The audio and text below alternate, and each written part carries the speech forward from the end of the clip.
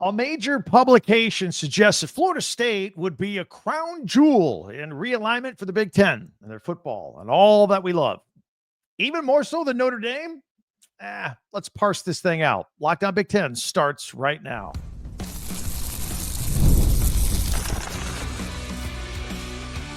You are Locked On Big Ten, your daily podcast on the Big Ten Conference.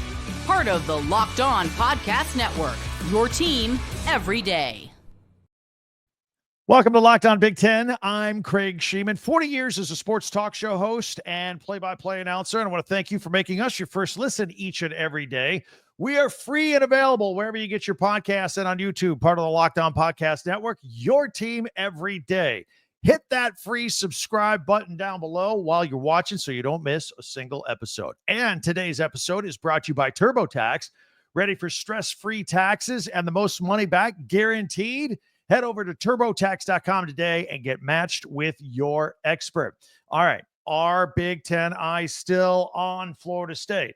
Julian Sayin had another tough week at Ohio State. We got to talk about it, plus our top 10 observations from the weekend around the Big Ten. But first, a Sports Illustrated writer who concentrates on Southern California, like the Rams and UCLA, he wrote a piece this weekend about how the Bruins could eventually be playing conference games in the state of Florida, as in against Florida State. He included in his article posts and opinions of some who say that Florida State will be the crown jewel of realignment Big Ten football in the future. And one post included in the Sports Illustrated piece the suggestion that Florida State would be bigger for the Big Ten than Notre Dame. All right, that's where they lost me.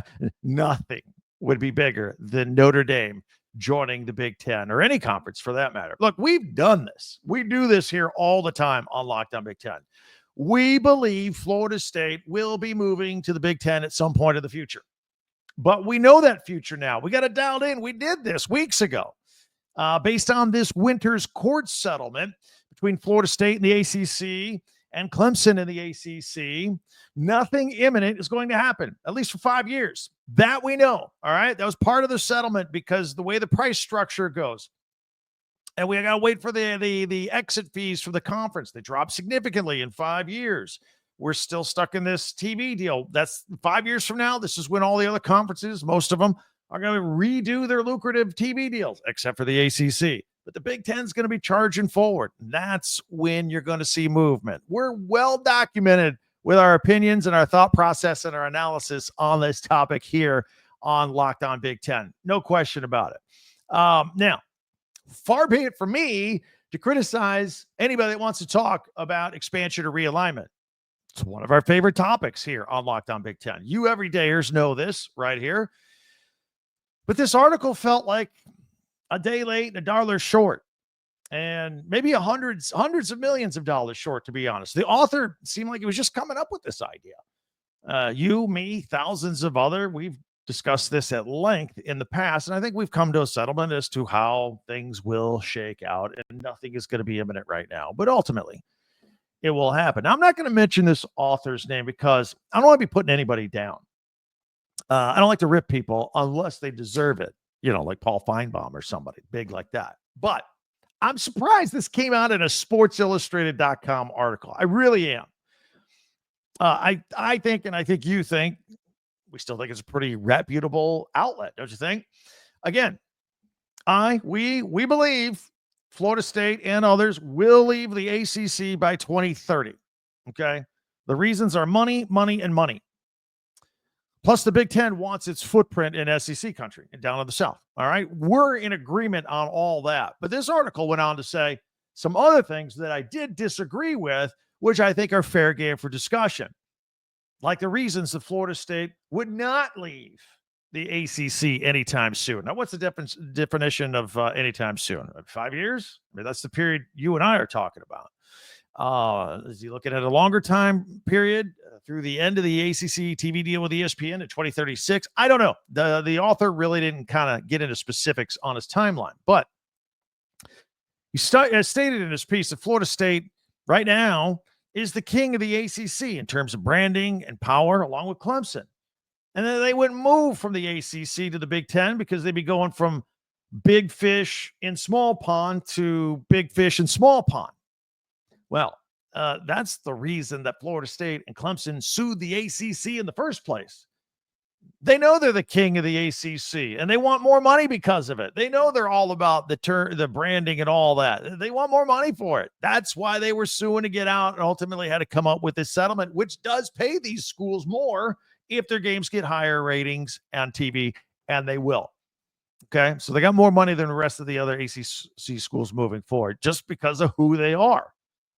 As far as a big fish in a little pond or big fish in a big pond, look, Florida State and Clemson, they think they're big whales wherever they go. That's how they think.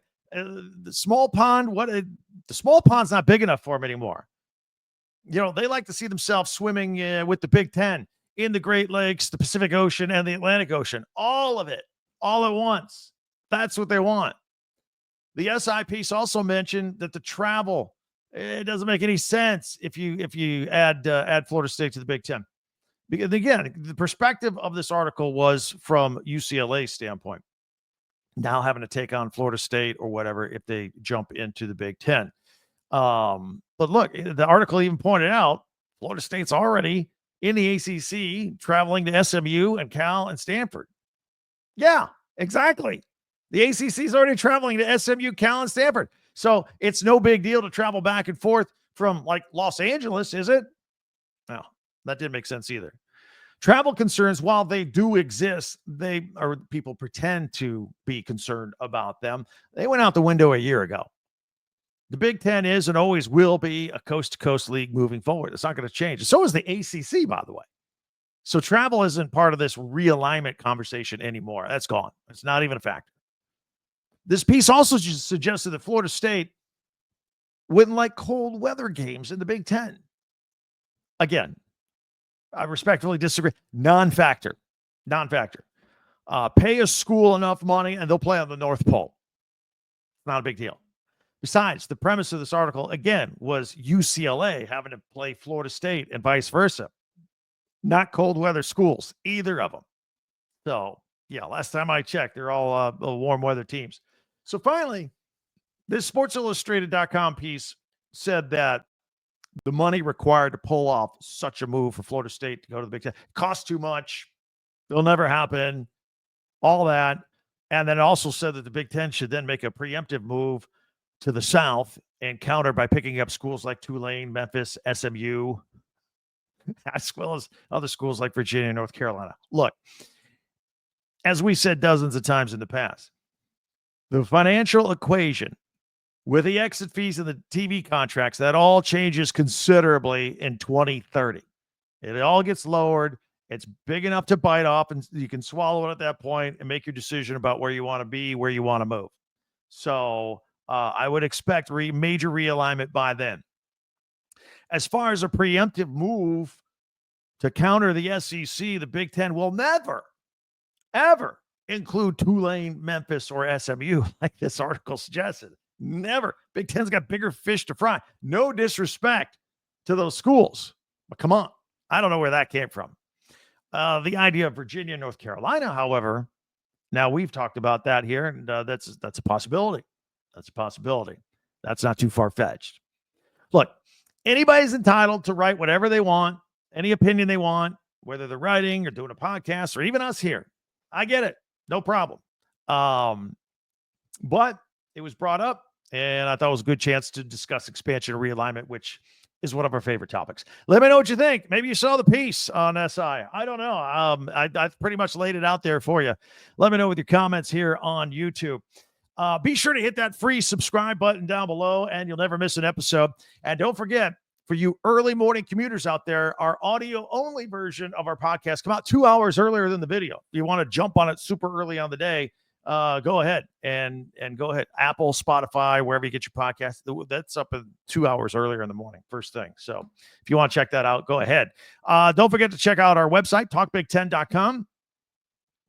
And also, while you're there, you could go back and listen to other past podcasts as well. By the way, Friday's podcast was on Mel Tucker and recruiting violations at Michigan State coming back. If you missed it over the weekend, Go back and check it out on Friday's podcast. Plus, we have links to where you can buy Big Ten gear, shirts, hats, T-shirts from all your favorite teams. That's at talkbig10.com. Check that out at talkbig10.com. We'd love to have you visit there as well.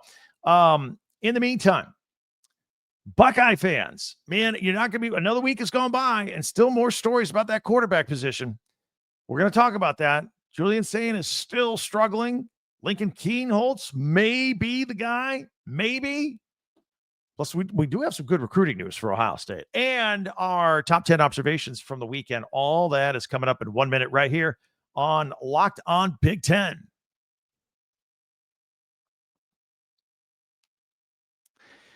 TurboTax, it is tax time.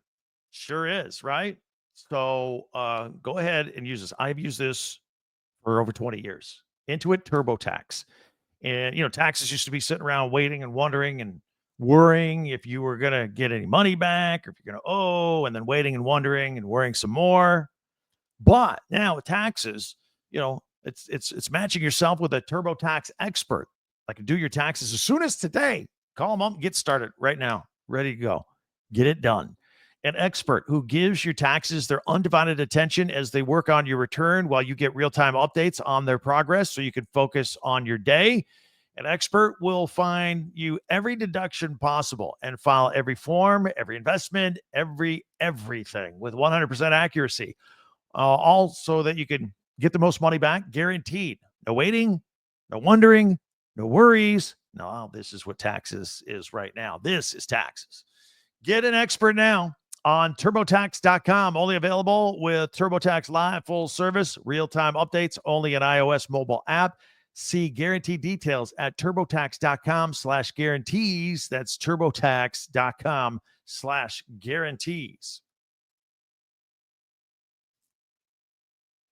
Thanks for making Locked On Big Ten your first listen each and every day, especially you everydayers out there. Meanwhile, be sure to hit that subscribe button down below and share, follow, and like Locked On Big Ten, your team every day, and never miss an episode. And check out our website, talkbig10.com. All right, last Tuesday, if you want to go back and check out our past podcast, last Tuesday, we discussed Ohio State's first semi-formal scrimmage during spring football. We talked about the quarterback crisis going on in Columbus. If you, again, want to go back and check it out, kind of a baseline from where we're coming from. There were reports that up-and-coming five-star quarterback Julian Sayin was struggling while running the number one offense, and that Lincoln Kienholz, who had been behind the scenes the past two seasons, was rising up on the depth chart and looking pretty good. In fact, people were saying he was coming out as the better quarterback here. At the time, last week, our position was that's way too early to be throwing shade on Sayin and way too early to hit the panic button, just way too early. Now, fast forward. We got Student Appreciation Day. More people saw the practice. The media people were there as well. And some more people got a look at the Buckeye spring practice. And again, Kienholz stole the show at quarterback, including a big touchdown strike to Cardell Tate. Got everybody buzzing. Kienholz is in his third spring with the Buckeyes.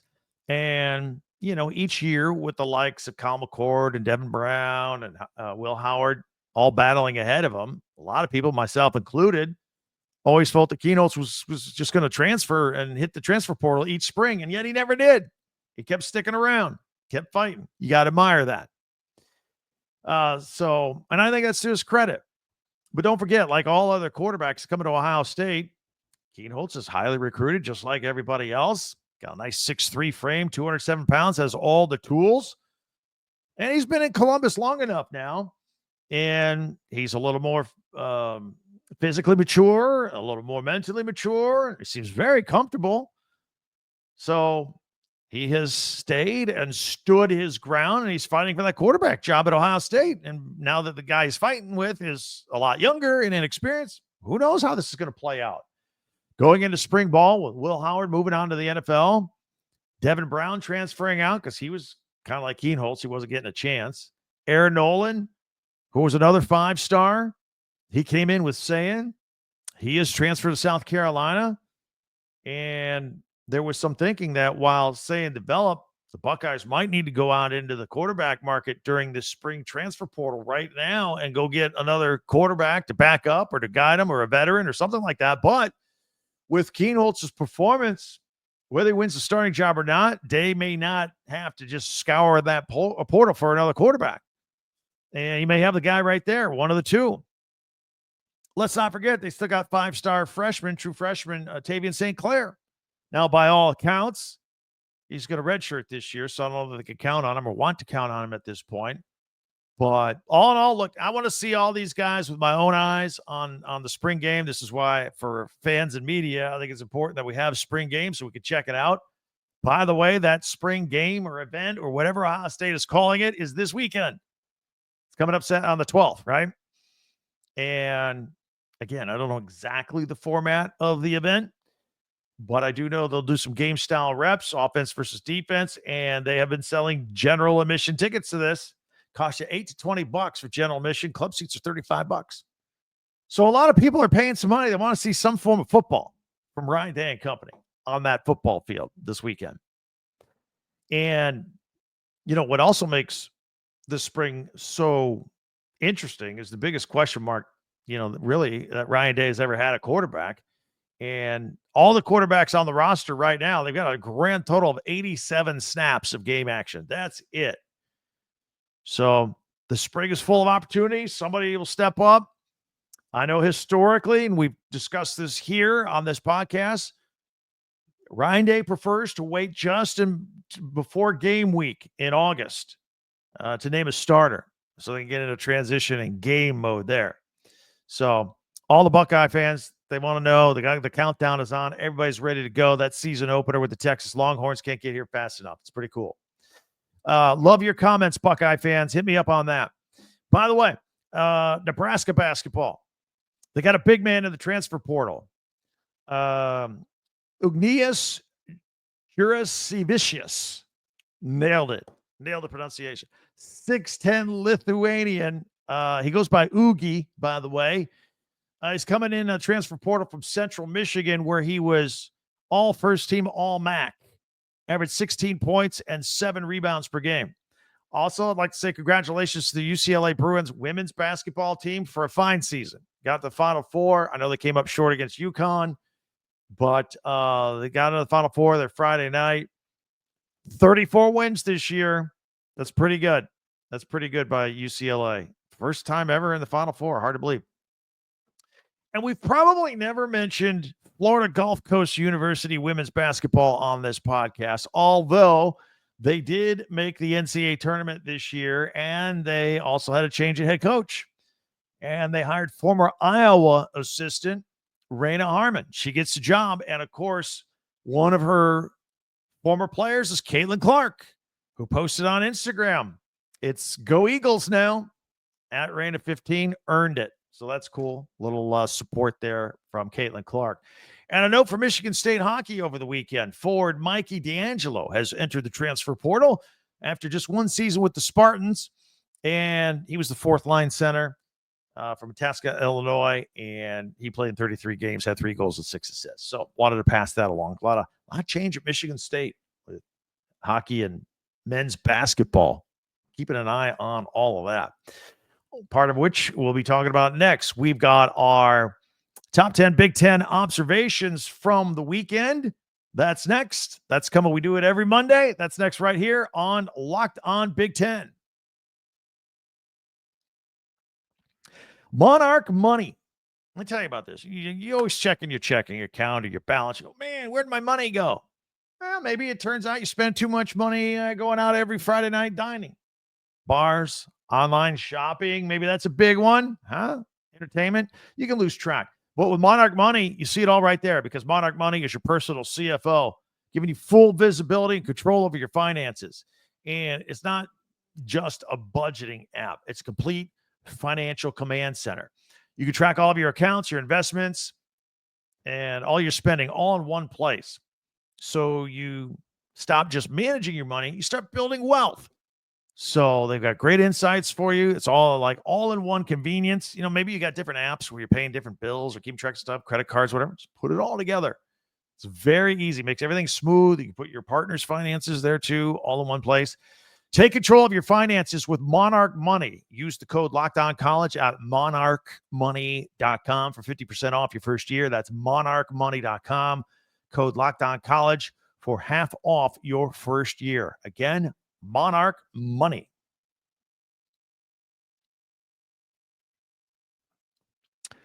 All right. I want to go ahead and take a look at our top 10 Big Ten observations from the weekend. Share them with you. Maybe they're different from yours. Maybe you saw something that we missed or vice versa. So let's check it out. I'm going to put it on screen. If you're audio only, no problem. I'll end up describing it to you in detail here, but we'll put it on here. And I want to start off. This is an unusual one. I was watching the Final Four, and you may have seen Mason Gillis at Duke. And boy, what a collapse they had, right, against Houston. Mason Gillis may look familiar to you, right? Former Purdue player, played many, many years at Purdue. And last year they made it in the championship game. He transfers out. He goes right back to the Final Four with Duke. So I thought I'd point that out. Here are one of my top 10 observations from the weekend.